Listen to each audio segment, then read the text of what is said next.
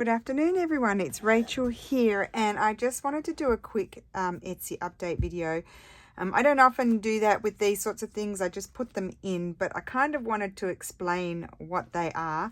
I did come across, well, one of my antique dealers had put them aside for me, a whole lot of ephemera. Now, I normally do have ephemera packs that I hand select and put together, but these ones, because I have quite a large quantity of it, and there is some that is damaged, and it's the stuff that I have in some what do you call them, file folders in here, just near my table, that I quite often use in my work, and I put them in as pages and in the journals. Even in the recent journals that I've been working on, there's some of these documents. So they come from councils in the market, I think most of them. And what I have done is I have not counted them. I've just weighed them. Now what that will mean is you'll have a fluctuation in number of pieces in there, because there are some that might have more bigger pieces, and there are others that might have a few less bigger pieces and some smaller pieces in there, and therefore there might, you know, when you count it, it might be more things. So and I basically have just pulled them out like a bundle out of a box.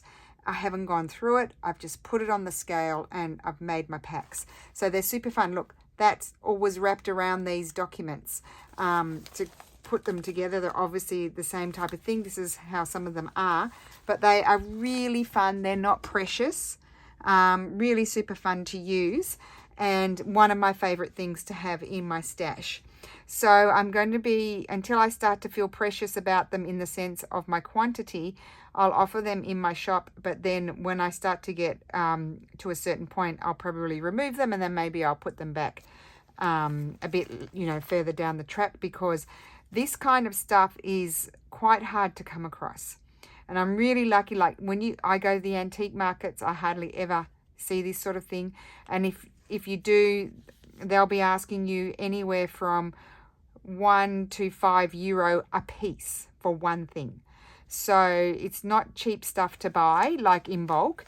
But I do have a great relationship with some antique dealers here that they actually pick it up and they say to me, would you be interested in these? And they get it for me, and then they give me a bulk price because I buy the whole lot.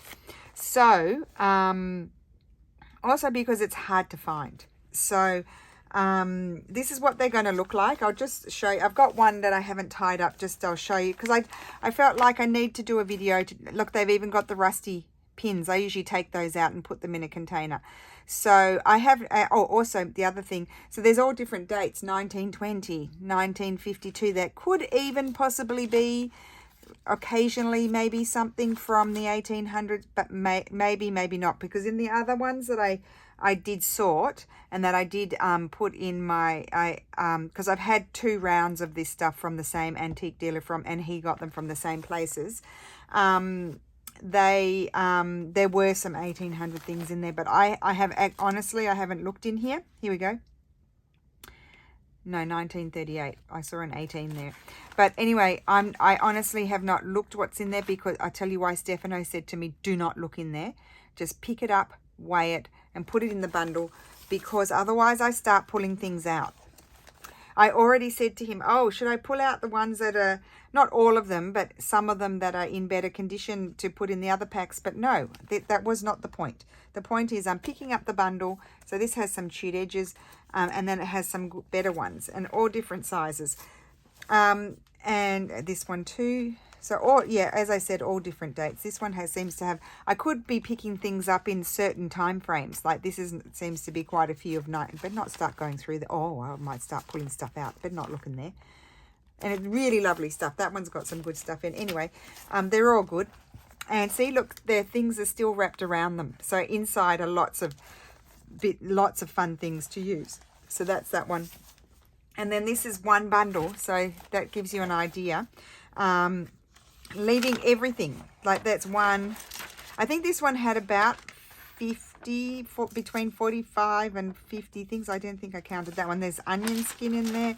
So that's a whole collection of documents. And then this one is 2 pages. So, you know, like I'm honestly not going through it. I'm not taking anything out. 1925. It's chewed at the bottom. I use these things. So what I do is I put that in a journal and I fold that over and glue down.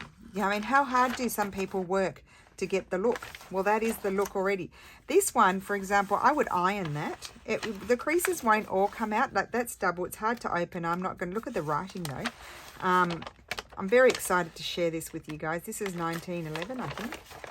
I don't want to damage it opening it, but this is super nice. Like, this is probably, it's so mangled, but this is one that I would put aside for myself because I like it. Yeah, I do. Anyway, I won't open it because I don't want to damage it. There'll be some things that might have ripped because they've been folded. I think this one was folded around these documents, but just to give you a look at that one. But that's great. Like, guys, it's not perfect. You can collage with that. That's gorgeous writing there. You could scan it. Maybe don't scan the council. Or if you do scan it, remove the council, because that is a council that still exists, and I would not scan any of these things, if I'm honest. Like, I'd scan that bit, but not, I wouldn't be scanning all of that sort of stuff, I don't think, because I live here, so, you know, I can get myself into trouble. I don't want to get into trouble. That doesn't matter, but I love it. I love it when there's coloured papers. Just to give you an idea, there's some things in good condition. There's invoices with stamps on. There's dirt. Look, this wraps up and it's got a whole lot, and there's quite a few in here. That's all sort of, you'll probably recognize this style of document, because I have had quite a lot of this. This is a beautiful onion skin one. I have had this sort of thing before. That's a whole document there. Yeah, this one seems to be mostly 1930s, so pretty old, nearly 100 years old. And a lot of fun to use, I think. So, like, you know, you could scan that bit. I just would avoid scanning the council emblems and stuff, because they do still exist, and initially they're pretty precious about things. So I'm really careful. If I'm not, you know, like, I don't put things in from museums initially, because I know that that's actually not allowed to use those in digital kits and stuff. And so I avoid it, because I live here, and they'd be more inclined to come and get me than someone who doesn't live here. How wonderful is that? Just lots of fun things to use. So that just gives you an idea of what they look at. But because some of them, you know, they're quite damaged, and there's going to be a fluctuating number, but the weight, I'm doing it by weight. There's going to be a fluctuating number of things in them.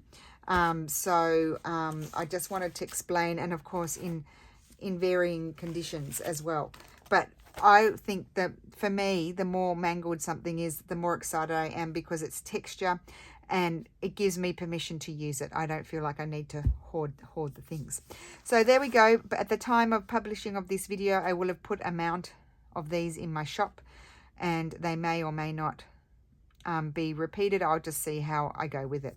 So I hope everybody is well. Thank you so much for watching, and I will see you again soon. Bye. Oh my goodness, turning off issues.